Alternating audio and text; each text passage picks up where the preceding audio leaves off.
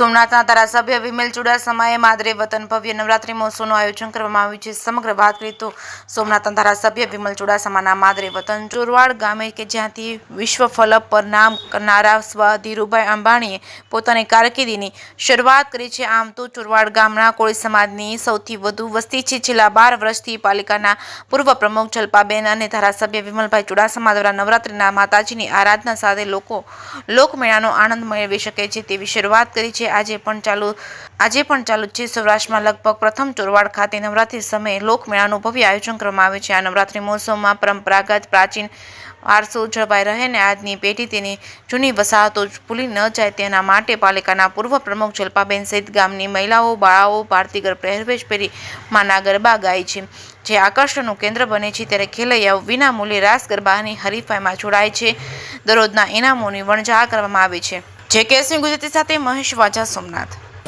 મારું નામ સોલંકી જયશ્રી છે અને હું અહીંયા ઘણા વર્ષોથી જ્યારથી ગરબી અસીમભાઈ ચાલુ કરી છે ત્યારે હું નાની હતી બહુ ત્યારથી હું અહીંયા રમું છું અને અહીંયા વાતાવરણ પણ એટલું સરસ હોય છે કે અમને કોઈનો પણ ભય હોતો નથી તથા એસી ગ્રુપના ભાઈઓ બહેનો દ્વારા પણ અમારી સુરક્ષા કરવામાં આવે છે અને વિવિધ હિન્દી ગુજરાતી મૂવીના જે સ્ટાર હોય છે એમને અહીંયા બોલાવવામાં આવે છે તથા કોમ્પિટિશન રાઉન્ડ પણ રાખવામાં આવે છે જેમાં બહેનોને ઇનામ વિતરણ કરવામાં આવે છે અને અમને બધાને અહીંયા ખૂબ મજા આવે છે।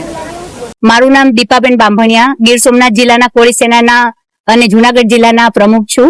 આ આયોજન અમે આશરે 2007 થી સ્ટાર્ટ કર્યું છે અને એ પહેલાથી પણ વર્ષો જૂની આ ગરબી છે અને આનું આયોજન અમે આપ જોઈ શકો છો એવી રીતના અમે મહિલા સંચાલિત ગરબી છે પણ સાથે સાથે અમારા એસી ગ્રુપના ભાઈઓ અને તમામ લોકોનો પણ અમને સાથ સહકાર ખૂબ મળે છે અને જેથી અમને પ્રોત્સાહન આવે છે અને અમે હર વખતે આવા નવા આયોજનો પણ કરીએ છીએ। સુરક્ષાની દ્રષ્ટિએ તો જો કે આપ જોઈ શકો છો એમ તેમ પારિવારિક માહોલ છે અહીંયા અને પોલીસ ખાતાનો પણ અમને ખૂબ સહયોગ છે, સરકારશ્રીનો પણ ખૂબ સહયોગ છે। સાથે સાથે સંવેદનશીલ તો ન કહી શકાય પણ માતાજીના ગરબા લેવા છે અને સાથે સાથે બધાએ ઝૂમવું છે ત્યારે સૌ સાથે મળીને અમે આ કાર્ય કરીએ છીએ। દર વર્ષે અમે ગુજરાતી અને હિન્દી પિક્ચરના ફિલ્મ સ્ટારો બોલાવીએ છીએ અને સમગ્ર રીતે લોકોને એક આયોજન જોવા મળે છે। એ લોકોને આમ પડદા પર જોઈએ છે પણ સાથે સાથે લોકોને એને પણ અનુભવ અહીંયા જોવાનો મળે છે એવું અમે બધા આયોજન કરીએ છીએ।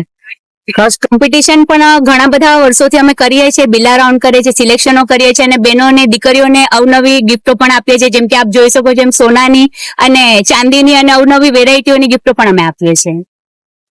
મહિલાઓને તો એક જ સંદેશ આપવા માંગીશ કે જેવી રીતે હું પોતે એક મહિલા તરીકે આટલું બધું કામ કરી ચૂકી છું અને હર વર્ષે કરું છું અને લોકોનો બધાનો મને સાથ સહયોગ મળે છે અને બહુ અમે ઉત્સાહથી આ કાર્ય કરીએ છીએ એટલે મહિલા તરીકે એટલું જ કહેવા માંગીશ કે નારી પોતાની જાતને ક્યારેય અબળાને ન સમજે અને પોતામાં એક સશક્તિ છે, શક્તિ છે અને શક્તિનું સ્વરૂપ તરીકે આપણે નવદુર્ગાની આપણે આસ્થા કરીએ છીએ, ઉપાસના કરીએ છીએ એવી જ રીતે હરેક દીકરીઓમાં માતાઓમાં એવી માં વસે છે। નમસ્તે, હું વિમલ મનીષ સોલંકી અને હું 23 વર્ષથી આ ગરબીમાં રમવા આવું છું અને આ ગરબીની વ્યવસ્થા એટલી બધી સારી છે પ્લસ સિક્યોરિટી અને દીકરીઓ મન મૂકીને અહીંયા રમે છે અને દીપાબેન બાંભણિયાનું જે આયોજન છે એકદમ સારા લેવલનું છે અને બહુ જ સારી રીતે અમે અહીંયા રમીએ છીએ।